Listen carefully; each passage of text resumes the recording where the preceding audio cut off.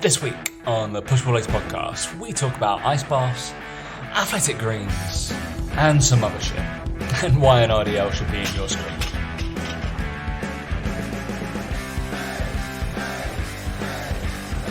And 3, 2, 1.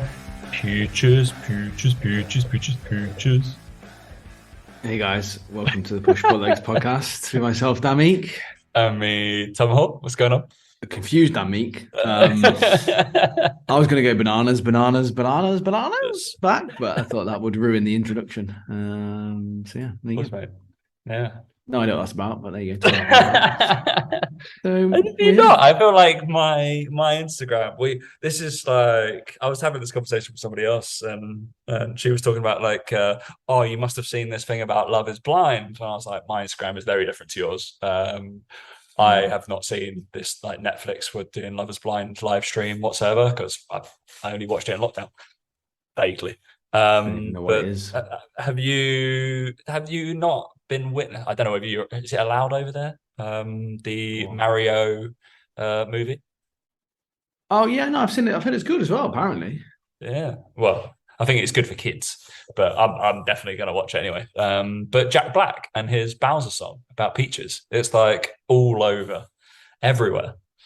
He's like the Didn't know about it. Yeah, so that was a homage to peaches. Yeah.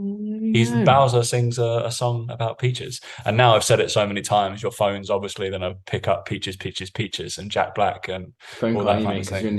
You're in my ear. They'll know somehow. Yeah, it probably will actually. To be fair, like, I'm speaking into your Mac, which is going to talk to your phone. So now it's going to come up, and also I'm going to send you loads of it. So yeah, everybody listening knows they're cool.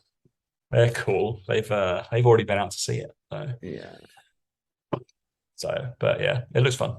So in other news, I've heard it's good. Yeah. I did a terrarium. I have no idea what that is. Is this like the equivalent of you having like a midlife crisis for you? Like, is this like no, that's me talking to you every week. Yeah, that's just to get Tom's through. now growing house plants in a jar.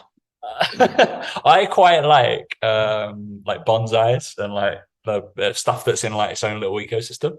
And my mum ruined the last one because she took it out of it. She was like, "Oh, it should be in that part," like, and then grew it outside of it. When I like moved, I left it at my parents for her to look after, and then she replanted it in a normal part and then put it out. And I was no, it didn't die. It flourished, but the whole point is to keep it in its little kind of thing away from a lot of light, so it doesn't grow that much, and it just stays in its own little ecosystem.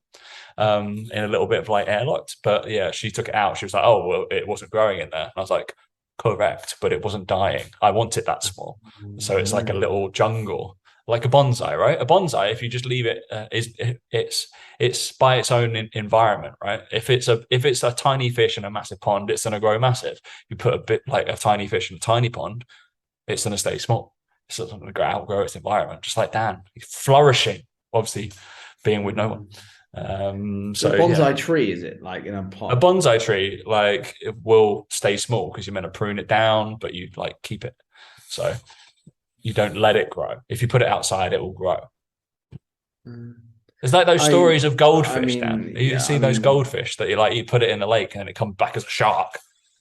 Yeah, I just feel sorry for the listeners that it's got to this point, where this is how we open a show now. I mean, we've been reining in for the last 100 episodes, Dan. So yeah, I mean, so there you go, guys. If you want to be a horticulturist, yeah, Tom's your man, I suppose. Yeah, good. Yeah, cool. I'm a member of the National Front Trust, National Front. Yeah. But yeah,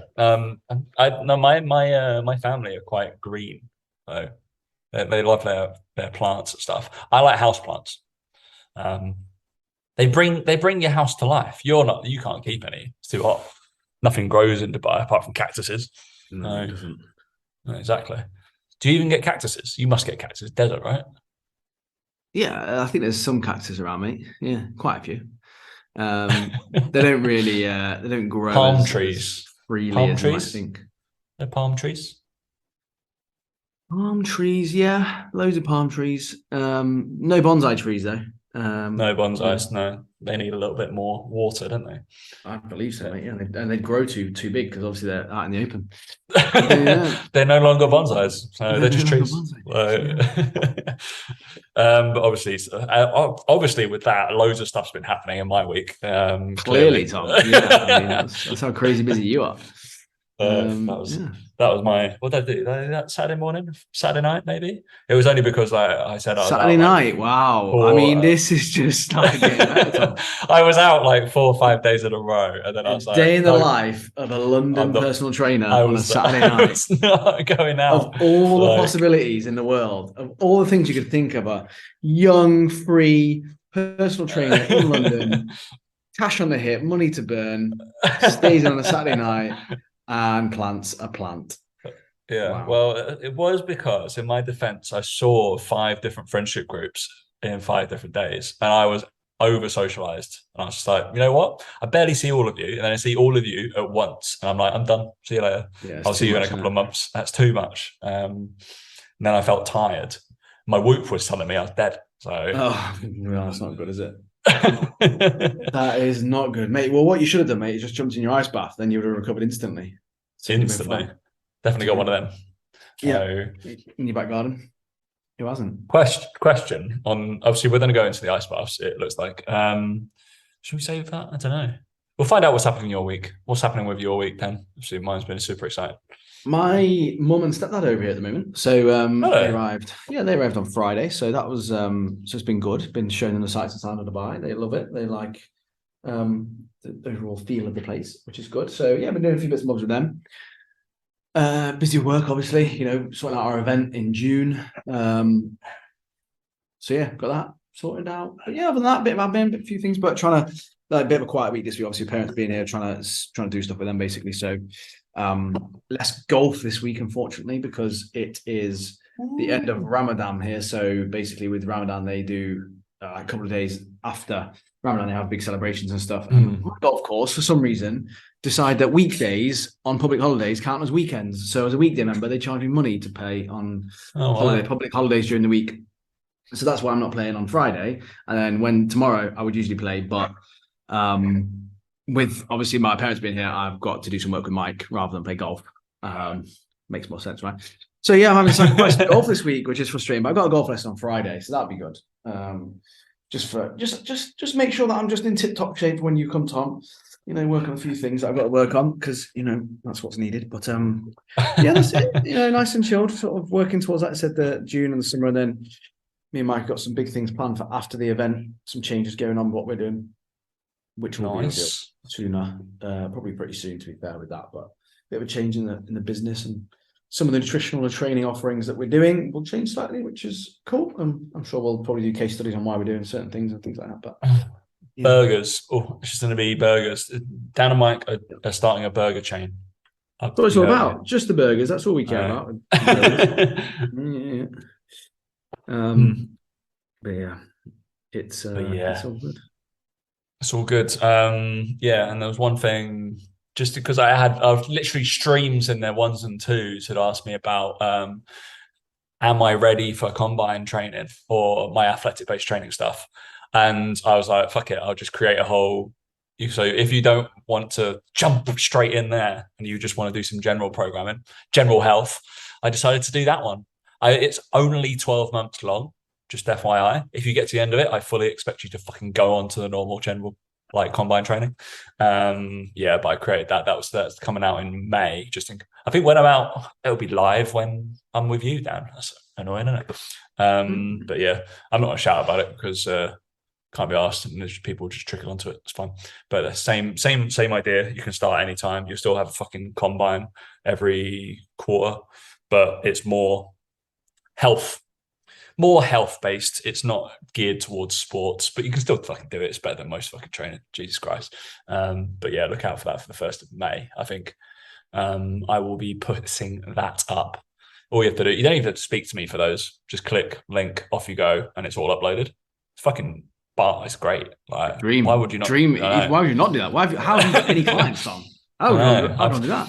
I was like, I'm surprised. Yeah, all of my online clients haven't just gone and just gone. Actually, yeah, I'm sick of talking to you every other week. So, yeah, great, good idea, good ideas. There you go. Oh, just a lot of front end work, isn't it?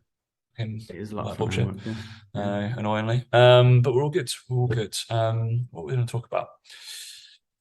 I've put my notes down. There it is. Yeah. So it was covering your face, and I have Grammarly on my laptop, and it's not happy with my spelling of all of this stuff that I've just done for the notes. Not surprising, is it? I've got 8 things to change. Don't Mm. know. That's not good, is it?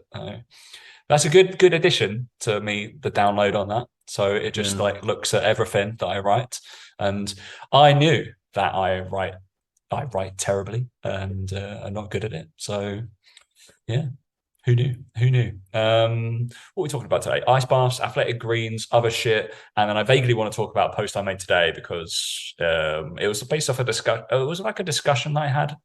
I think. Did I make it today? I made it yesterday. Last week for when this comes out. I'm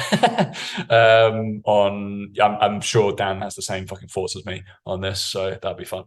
We'll save that to the end because that's boring shit. It's actually like, yeah, about training people.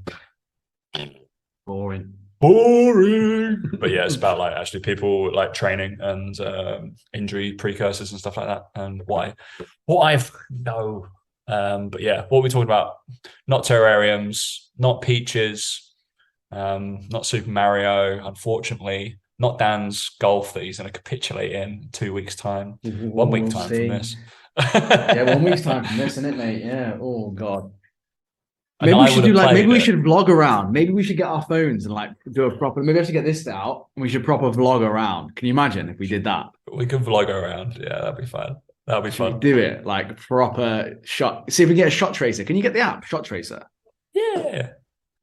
Yeah, let's do that. Let's do that. Shall We'll film it all. We have to film it all landscape, right, on the phones. Yeah, correct. Should I bring my like little fluffy mics?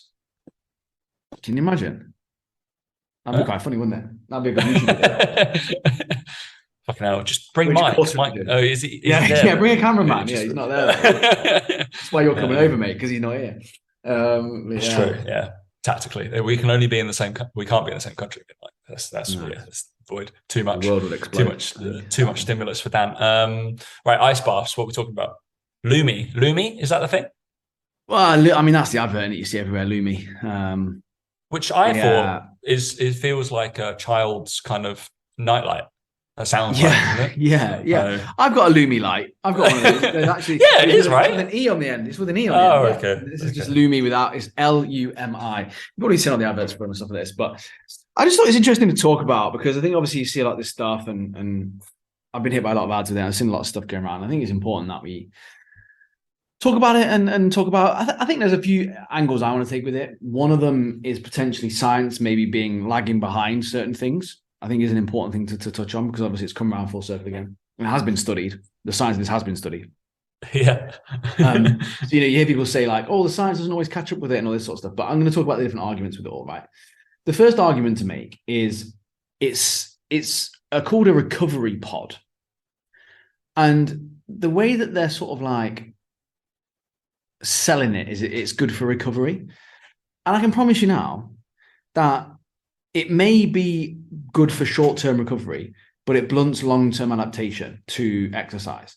We know this because with football, we studied it. We have to look into it with football all the time. Footballers use it, and they only used it in between days when they had a Saturday game, then a Tuesday game or a Wednesday game, because you would actually prefer to have the recovery benefits of doing an ice bath versus the actual performance benefits and the adaptation benefit of then leaving that longer for improvements and stuff like that. Whereas if you were playing Saturday to Saturday, you wouldn't bother having the ice bath because it's like you've got enough time to recover and you want the adaptation at some point as well. But the thing that frustrates me at the moment is that it's being, again, missold, misused, and all this sort of stuff. And people talk about it from a recovery point of view a bit too much, in my opinion. And people are buying into it because, again, it's this whole thing of, I don't want to say laziness, I think it takes a bit of fucking balls to get an ice bath. But it's this concept of like, oh, I'll get an ice bath and I'll improve stuff. But if you're doing an ice bath and you're the kind of person who's then drinking 3 times a week in the evening going to bed late, waking up at the crack of dawn, and not eating enough vegetables, like it ain't doing fuck all. Like it's just not going to change anything. And that's the thing that makes me laugh about it, is it because it requires no real effort. It's just like getting in it. People are jumping on it because it's kind of like, well, if I can do this to change my life, why wouldn't I do it? And it's kind of, I just think that they're just profiteering off like this trend basically. And like when you go on it and it says, oh, like health benefits, helps boost the immune system. Don't know how, but let's say it does. Improves circulation.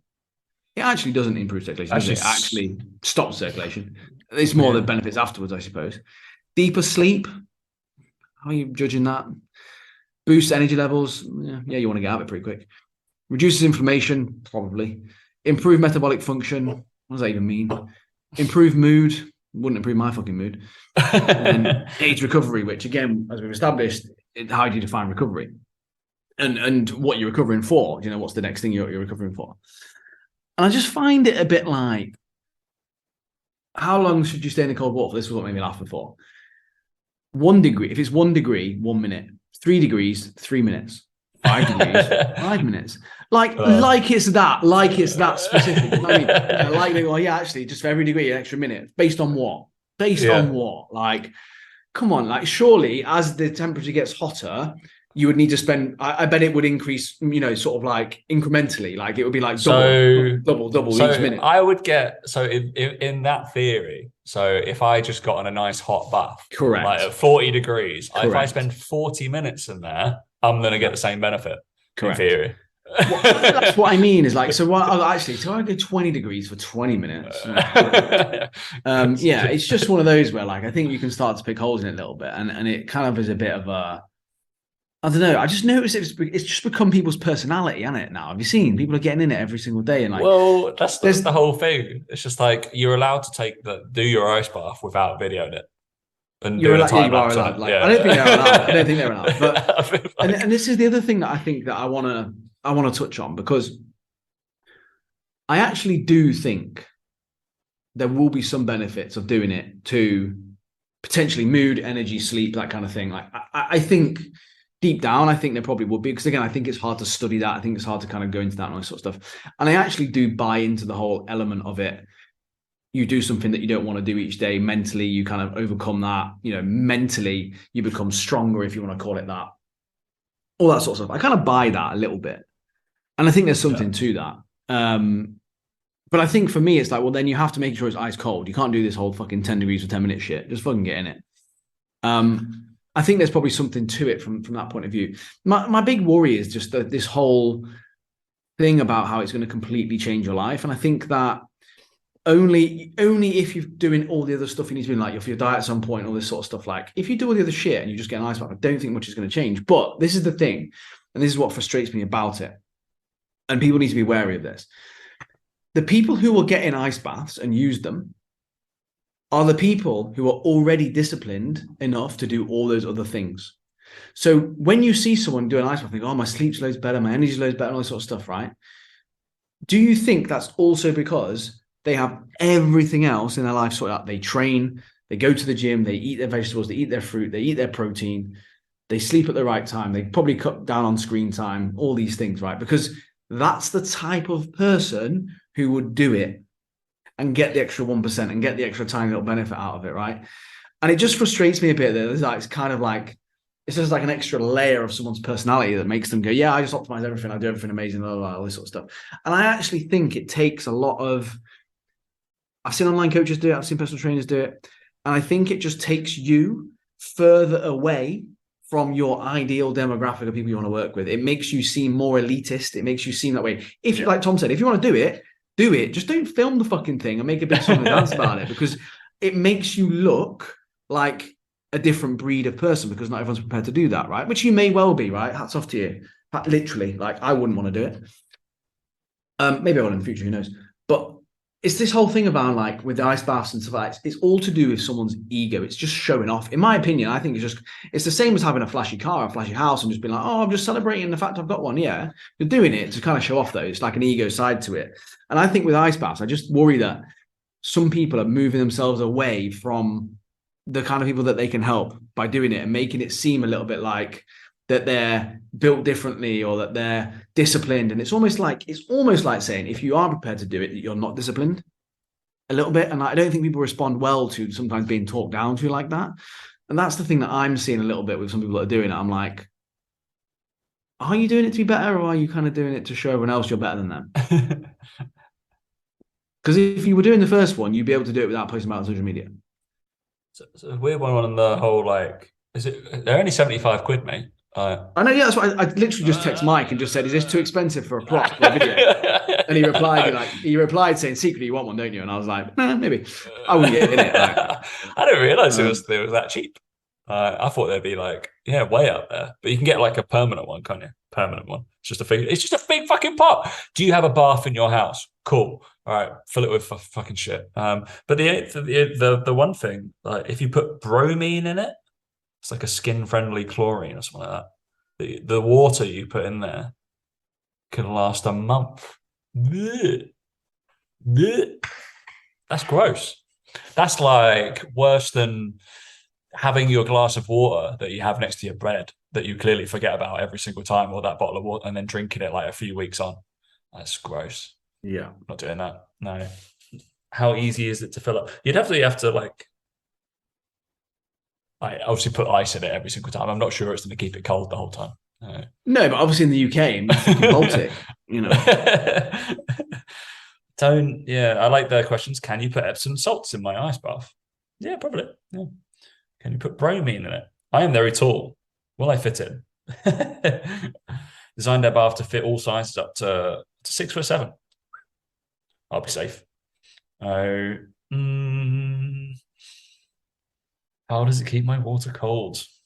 Yeah, I'd say, yeah, like you said, we know the vague science of it's a very generalized form of we don't want the inflammatory response, or we do want it to occur in sport. And most of the times for the general population is we probably do want the inflammatory response to adapt and grow and all that kind of stuff. It's all those little tears, all those micro tears that you made. Fuck off. Yeah, you just made adaptations and you're going there. It's fine.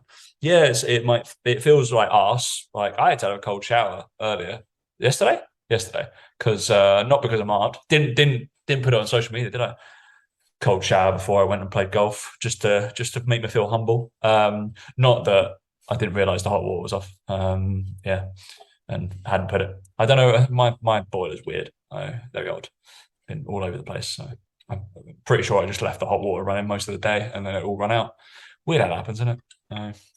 Should just be non-stop. Not too sure why. Old house, isn't it? But yeah, I went off track there. I don't really get it. I don't get them whatsoever. I don't get why people want to post about it. And I guess, is it like I realize Wim Hof does his. Is it more to do with breathing stuff as well? Yeah, I think he started the breathing stuff, and he was in the ice bath shit. And I think it's connected, isn't it? Because a lot of the stuff they talk about with the ice bath it's like you learn to breathe and control your breathing, because obviously forgive me, I don't know exactly off the top of my head the nervous systems that take over, but you just basically go into that flight or fight or whatever it's called. I think the whole point is you try and control the fact you can breathe in an ice bath and that sort of shit. But yeah. Does Huberman do any of this shit as well? Probably, yeah. But again, it's one of those things where it's one of those things, isn't it? Again, it's like that whole optimal thing. It's like being at the top and being very, very optimal. And it's kind of like there's a fine line, I think, some of this stuff, and it's like. I still remember Sir Chris Hoy. He was a decent athlete on BBC, and he lost his shit over a reporter when going, "Oh, so you're off to your ice bath now?" And he was like, "No, we've been that off about 5 years ago. It doesn't fucking work."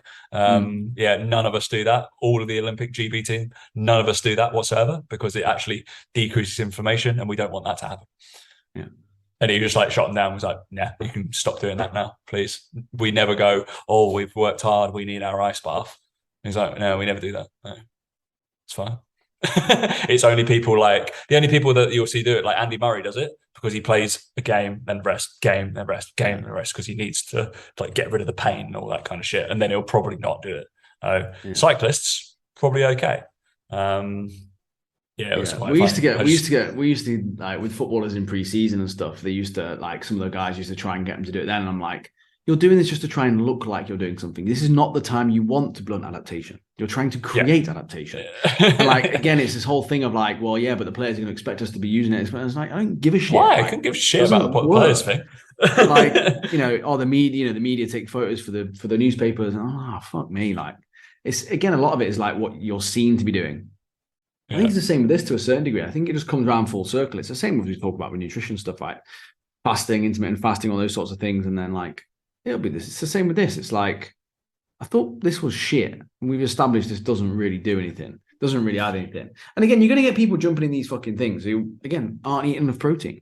I'm like, yeah, that's the thing. It's also like for me, I wouldn't even do it. Like I had to yesterday, most boring thing I've done all week. I sat on an assault bike for half an hour and did zone 2, zone 3 work.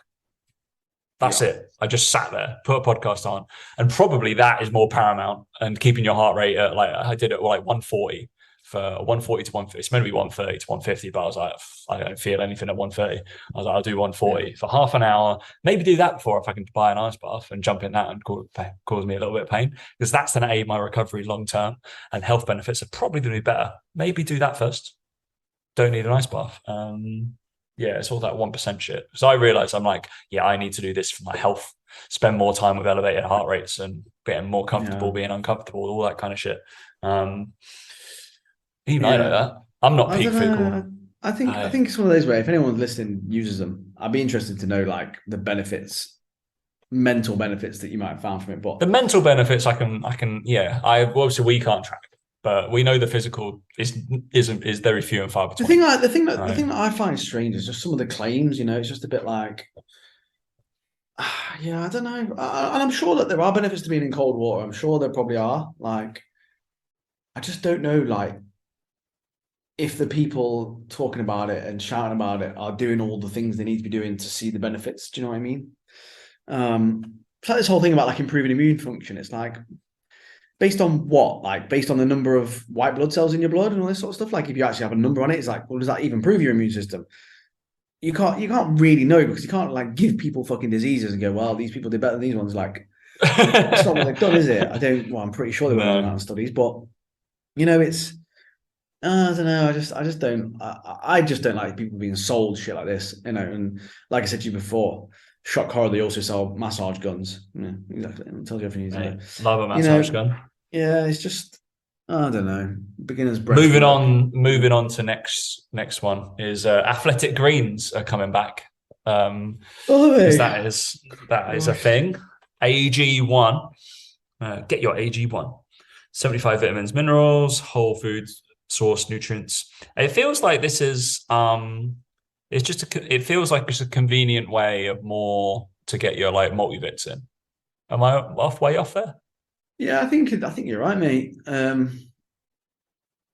bet it tastes like fucking arse. AG1 is so much more than greens. Our daily serving delivers a comprehensive blend of core health products working together to fill nutrient gaps. So vitamins, pre and probiotics, all the biotics, only pre and pro. So, and then there's a word that I can't say. So phytonutrient. Yeah, unfortunately for them, Lewis Hamilton and Mark Hyman promote it. So therefore, instantly, I don't like it. Digestive support, immunity support, metabolism, energy, and stress support. Yeah, so obviously it's got lots of look, I don't think taking it is going to be bad for you, like in any way, shape, or form. Yeah, it's I feel like, all right, I'm wearing a Whoop and I'm getting slightly annoyed by the amount of Huberman stuff that's coming out, and the Lumi things. I feel like he's something to do with them, and I know he's to do with this, and it's one of those cases of like with Wim Hof or like Charles Poliquin and stuff like that. I think they start to believe their own hype. kind of like Joel Seedman thing. They get in such echo chamber that I am right and everything. We already looked at what he does like weight training wise. It's a heap of fucking garbage. If he spent 2 minutes talking to me or you, would be like, this is better, this is better, this is better. You'll get better results. And it's one of those things where this one person, he's obviously incredibly smart. Obviously, he's like a professor at Harvard. Probably don't get in that position, but he's starting to, almost annoy me that he got so many different products that he's trying to push. So I'm just like, all right, who are you helping more than anything else? I'm gonna reckon that my multivits from my protein probably do the same thing. I just feel like with the green stuff, I just feel a bit like it's, again, the people that are going to benefit from it are the people that are, I don't know, maybe I'm wrong, maybe it's, but like the people who are probably going to be interested in it are probably already eating enough fruit and veg and meat and all that sort of good stuff, and they're training hard and doing all these right things. People who benefit from it most are probably the people who've got an awful diet, don't eat any fruits and vegetables, and don't train and don't do anything in the gym, right? So I think because they then don't eat the fruit and veg you need. But then, like you just said, it's like then, well, actually, no, you'd be better off just training, actually moving. It's even better. But then it almost, with a product like this, so I'm looking at the percentage of, is it RDA stuff or RI? Oh, yeah. We got RDA, they've got RI, recommended intake, daily allowance, right? So I'm assuming like the American ones and the British ones are pretty similar. But to put this in perspective, so the way I'd look at this is I am very standard. I have these two, which is my multivitamins from my vitamins and vitamin D gummies from my vitamins. All good, just to top me up more than anything else. Obviously, it's 500% on the fucking vitamin D, the same. And then these are all kind of in around 50%, which still will promote, like, I know that, so I still need to eat my greens and all that kind of shit. Okay. So I feel like it's slightly under what you'll get in terms of 100% stuff, which will be like, all right, you should probably go and eat some good food. This one, like everything's at like between 200 and 500% of your recommended daily intake. Is that, I'm not a nutritionist, that seems quite high. And I would say, sure, obviously somebody would have it, but because somebody's seen those results, like what the percentage is, they'll be like, oh, if I don't need to eat that much, like in terms of I don't need to eat the food that would normally have that stuff. So you'll be like, all right, well, bin that off then. I've got my athletic greens, so I'm gonna. Again, it's one of those where the people that are going to spend $90 on a 30 serving pack of that are people that are optimizing everything. And again, you're covering all the bases anyway. Like it comes back down to that thing of like, again, $3 a day, someone might benefit from it who doesn't eat any fruit and veg, but they're not going to spend $3 a day on it. They're just not going to. Like, so again, it comes back to this thing of it's just this whole confirmation bias. It's like, oh, well, I'm already optimizing everything I do. I'm taking athletic greens now. So actually, I'll make sure that everything else is optimized to the nth degree now. And I'm feeling loads better and I am noticing a difference. Well, yeah, you probably could notice a difference at your level because you're doing everything perfectly. I just don't know there are that many people out there doing everything perfectly. No, that's all. Like, anybody, is it? Yeah, it just seems random. Like, I don't know. Like, very strange, very, very strange way of approaching things. And like I say, it comes back down to this whole thing about optimizing shit. And the problem with that comes about, like I said, is that you've got those top people optimize everything in their life. Like to the point where Huberman, I saw another thing he was on, and he was like asking this neuro scientist who does all the research into this stuff, whether he feels safe wearing Bluetooth headphones, because he was always worried about the fact that they have like these waves in them and stuff. And this guy was just like, yeah, I'm not worried in the slightest bit. I use Bluetooth headphones all the time. Nothing. Do you know? And Huberman in the caption went, yeah, I'm still not going to use them because I found I had a headache when I used one and just in one ear, and I had a headache on this side of my head. And I'm like, did you though? Or are you just hypochondriac? And like this guy was like saying like, no, there's no data. It's just anything that's to worry about. I use them all the time. They're fine, perfectly safe. Like, cool. And it comes back to that thing of, okay, cool. So is he interested in knowing what's right and wrong? And is he then a bit of a quack with it all, like, and going too far? And like, I thought he was one of those ones that was always going to be like, no, this is all useful. And I just think that people just move more and more towards the fucking carnivore shit, and they just go that level where it's like they just go down these rabbit holes, like you said, of looking at mice studies and fucking all this shit. And then, okay, like you've also got a life to live as well, mate. And it's like, don't ostracize yourself so much that you fucking become this person. But anyway, I just think it's a bit much sometimes with all these optimizations and all these things that people are looking at, and they ain't doing the fucking basics. And again, because it's easier to spend $90 on that, isn't it, than it is to actually look at and go to the gym and work out and try hard and all that sort of crap. But yeah, it's the quick fix, isn't it? Instant pill. Exactly. And they're going to make money off it because they can. Again, Huberman can't make money off you going to the gym and the local gym and working out, but he can off a packet of athletic greens by promoting it. Yeah. Lumi will make money from doing. You have to have your ice bath outside. There's no reason why you could not just have a big tub. You buy a big tub or something like and put it in, or your actual bathtub. You could do that. There's no reason why not. You're like, oh no, but I want the bath. What? No, it's fine. Mate, there you go. It's just money making, isn't it? It's money making, and the people who suggest not spending money on this sort of stuff are sometimes seen as the bad guys. And I'm like, well, I haven't got an agenda, have I? I'm not getting you to buy other shit. Like, just think about people's agendas a little bit with it. Like, well, no, I want you to buy my vitamins, so they'll keep paying me. Oh yes, you can use your discount code. I barely use my fucking discount code, mate. People was like, have you got one? I'm like, yeah, if you want to use it. What is it? Tom Hall PT. Tom Hall PT. As you see, I post it everywhere, don't I, mate? I mean, always all over that discount code. You make me buy stuff that I don't even need now, just because so I can use your code. You know? Finally made it. Finally made it. Anything, but he's there like buy it. That's correct. Yeah, Dan's a massive MyProtein guy. I buy the vitamins and the wafers, the crumbliest things in the world. I posted that today. I was just like, yeah, they're my little, because I'm dieting still, barely. About to say, steady on. Loose term. I'm dieting when I've got stuff on during that day and I'm not socializing. Yeah, and I have those little wafers, and I think I've just about run out. So whomever listens to this from MyProtein, I'm sure there's a couple of you. Send me some, please. Send it. Or I have to use my code, or I have to write another article. I got to do that. Got to do those articles. All right. I vaguely wanted to talk about.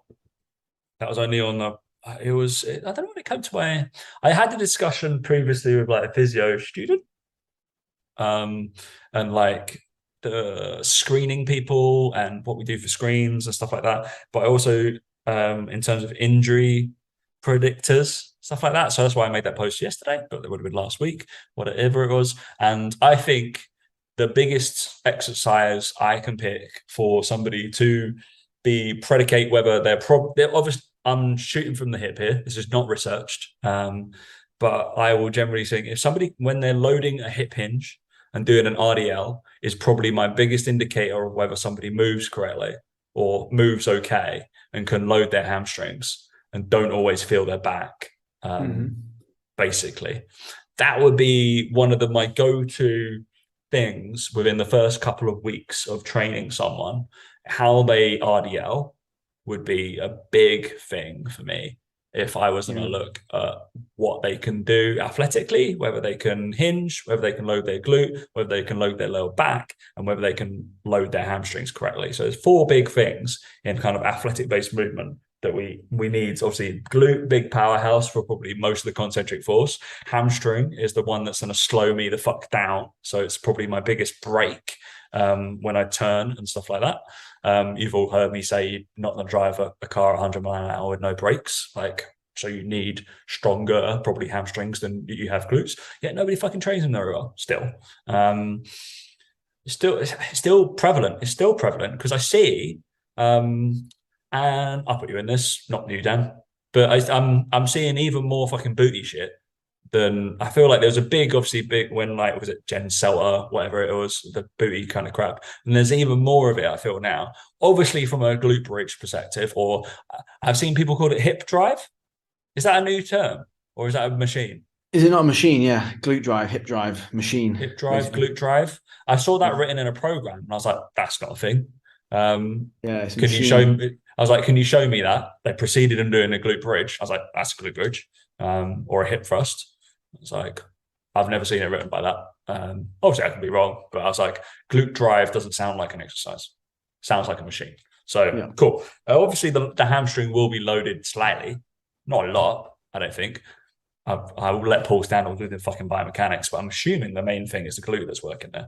And I want to distally like load the hamstrings, and it still annoys me, Daniel, that people don't. But just circling back, if you haven't got time to do a screen, or if you like unsure what to do in screens and stuff like that, try and coach somebody in RDL. Obviously, in the precursor of like when you're teaching hinges and stuff like that, you normally teach a normal kind of deadlift and stuff like that. But if somebody's like, oh, I need to lift, see what they can do RDL wise, probably stick that in their program for quite a while, and just making sure their back doesn't feel it. It's absolutely fine if it does, absolutely fine. Because there's probably a case that their erectors aren't very strong and they can't hold that position core wise at all. So they can't adjust their pelvis. I think there's always the shy away from clients of going, oh, I feel like my back. All right, we're going to stop doing that now. From personal trainers will be like, all right, we won't RDL. I'm like, no, we're going to keep RDLing until you Mm. fucking don't feel it in your back. So that back is stronger. Um, that I will probably decrease the load a little bit and get you to do some pauses and stuff like that and make sure. So one of my biggest cues is I want that bar to get a little budge. It's going to like tap and like slap through with your hip. I expect that your thigh to kind of push it as it goes through, because that's when I know that your hips have gone forwards. I don't want you to do this. I just want a boom, a little tap in.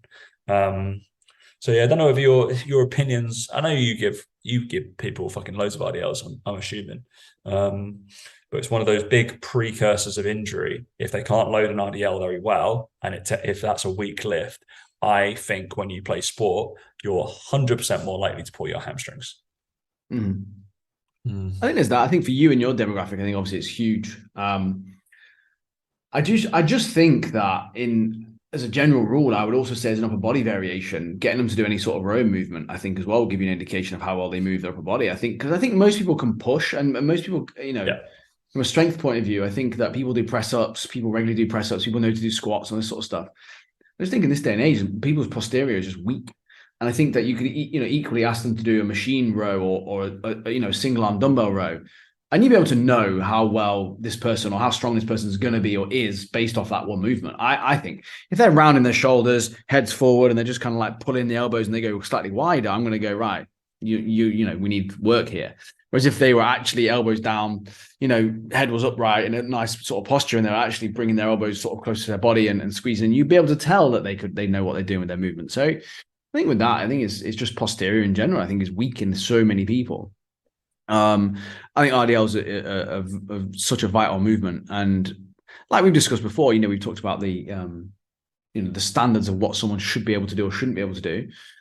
I believe that someone who can do a really, really strong RDL is probably going to be fairly strong at most other movements. I've seen people who are very strong in other movements but can't RDL shit, and I think that same with things like pull-ups and things with rows. I think if I see someone who's pretty strong with that, they've got a pretty strong upper body. Their core will tend to be quite good. Like they're not going to. Whereas I've seen people who can bench press a decent amount of weight, but pull-ups look shit, core's weak as fuck.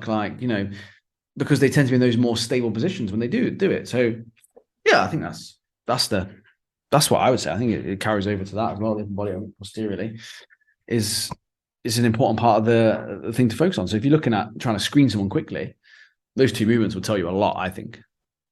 Yeah.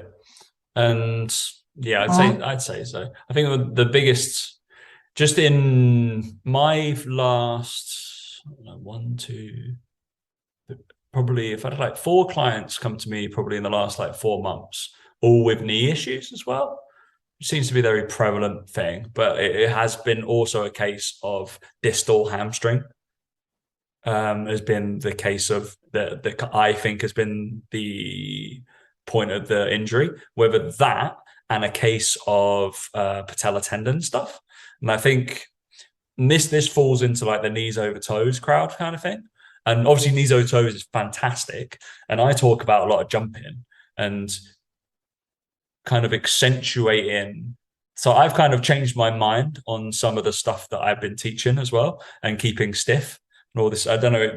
I'm probably going down a rabbit hole for people who, when I teach like pogos and jumps and stuff like that, and they go quite stiff.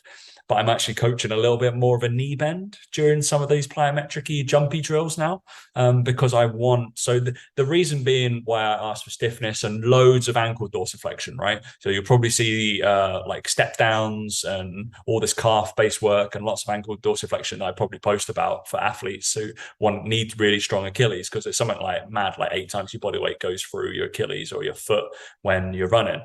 But the same issue that the tendon needs to get thicker, the biggest precursor of the knee injury of that patellar tendon, that also needs to be loaded, and it's the same fucking material that it's being loaded from. So I've gone like kind of not full circle, but I've gone, actually what I apply to this joint, my Achilles, I feel like I'm getting these people strong here, and I need to get them strong there as well with their knee. And I've realized it in a few people who I've been coaching for a while, and they're like, oh, I'm feeling a little bit of knee, and I'm like, I feel like the issue has moved up the chain a little bit, because they need to just basically, we haven't shied away from knees over toes, but we've done a lot of ankle work, so that is now a really strong point, and not as much kind of knee tendon crap, which is just like the elastic strength, elastic properties of your knee, like the tendons around your knee. There's nothing sexy about it. And just making people, I'm doing a lot more kind of these weird like one-legged isometric holds and crap like that. So with people, and lots of dorsiflexion and knee over toe isometric holds, which are not fun. But again, it's that whole sensation of like, oh, I feel it in my knee a little bit. Like, yes, I want that thing to load slightly. I'm loading the distal portion of like that quad and over towards that tendon. But I think it's the case of like the same as the RDL pattern. It's like if you're unable to hit that and get your back sore, that kind of thing, you still need that isometric strength to happen. It's the main thing about that lower back, right? It will move. It has to. It's got muscle in it. But we want isometric strength to be able to stop it from moving. And it's a big precursor, like indicator for injury for me. I've just noticed it over the last like probably 3 or 4 months of people just like, oh, still, how do I get away with my lower back pain? Do more of it. Do more of this, please. Still load it. Still need to do that. And it's always been an issue. And I think coaches, the people I speak to, I still will shy away from. And the immediacy is to take something out of a plan and not find the variation that works. Well, obviously, we want pain-free movement. I think Boyle talks about it. It's like, all right, if you've got pain there, our systematic approach is to go down the chain on the same kind of a continuum of exercise or movement, but just find the one that's not painful and then move back up from there. It's just like, that would be the smartest thing to do. I feel like there's a kind of a middle ground of like, maybe something's got a little bit of an issue, niggle, but we isometric it, or we go eccentric phases and stuff like that. Like normal people should not just go, I'm going to bin all that exercise off and put you all the way back to glute bridges. And I'm like, okay, no, I'm not going to build you back up from fucking glute bridge. We're going to spend some time doing like B stance RDLs and pauses instead, and doing that kind of stuff, just because your lower back's a little bit So, yeah, I think that's a common thing with lower backs. I think people always just, like you said, they feel the slightest bit and then they just stop moving altogether. I'm like, yeah, but you're always going to come back to this point then where it's always going to be like, you're never going to be strong enough. And like, there's always little things you can do to move around it. And people don't know much about, the adaptations you can make, the change you can make to training to stop someone getting that sort of pain. Like you said there, it's like, okay, if you're at RDL and your lower back's really sore when you get to literally 90-degree parallel, okay, well, let's go to 100 degrees then, and let's just see what happens there. Like, or 80 degrees, depends where you look at it, I suppose, which way the angle goes. But you know what I mean? Like, let's go push through the pain. Yeah, go through the pain. Yeah, like, it's one of those. It's kind of like, well, you don't have to go off. Like you said, and then you go, okay, well, what about B stance? Okay, does just reducing the load you're holding reduce the lower back pain? Okay, cool. You can still train your hamstrings and glutes in that position, less load. People don't, like I said, they don't think about that. They just go, oh, let's stop doing that then. Let's just do upper body today. Well, no, like that's not really going to help, like, in the long term. So yeah, it's a confidence thing with coaches. It's a confidence thing just to be like, nah, we're still going to do this. not tricking your client, but have some authority, I feel, as well. But also as well, that it gives you the ability to then go, well, are you doing stuff outside of here other than just sitting down? Because if you're coming in here twice a week and you're expecting it to be fixed, you're fucking dead wrong. Like, there's other things you need to be doing alongside it. So no, Dad, it's like my PT business. I posted twice this week.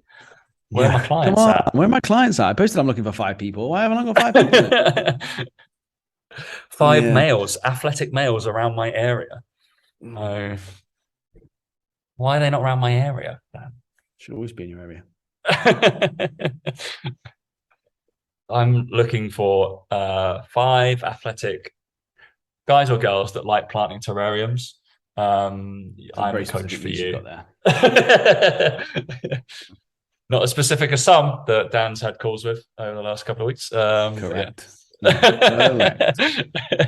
Jesus. Know your niche. That's key, that. Anyway. Lovely. All right, we'll wrap this, Daniel. Any other business? Not for me, no.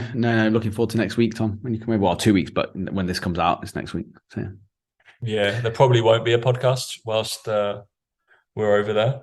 But I do have, I don't know, it depends whether Dan wants to be on that podcast.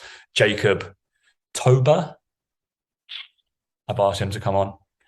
It's just because I like using his app. So that's about it. Don't know who he is. He's one of the creators of Metric VBT, as the velocity-based training guy. So I feel like I'm going to be, if I was on that podcast, I would be sat there just literally like, I don't know what any of these words mean. Well, I did say to him, I was like, I will be in Dubai with my co-hosts, so we could do it then. And I was like, Dan might not want to be on it if I'm really honest. So I mean, I'll probably learn something, but yeah, like I'll learn. Don't think I'm gonna add anything to it. I might just bring Chris Toombs on instead and just be like, he's got more puppy energy than you. Instead, you'll bring the mood down. Whereas Chris is the most positive man I've ever met. So I'll be like, yeah, but if you're a bodybuilder though, and I want to just do this, why would I do it? Then Chris will be like, you can apply it to this. It's amazing. Yeah. I'm like, no, I'd rather put my daisy chains and do this. I don't use free weights. Yeah, okay. All right. Thanks, guys. Thanks for listening. We'll catch you we'll both be in those ice baths next week. So in a bit. See you later.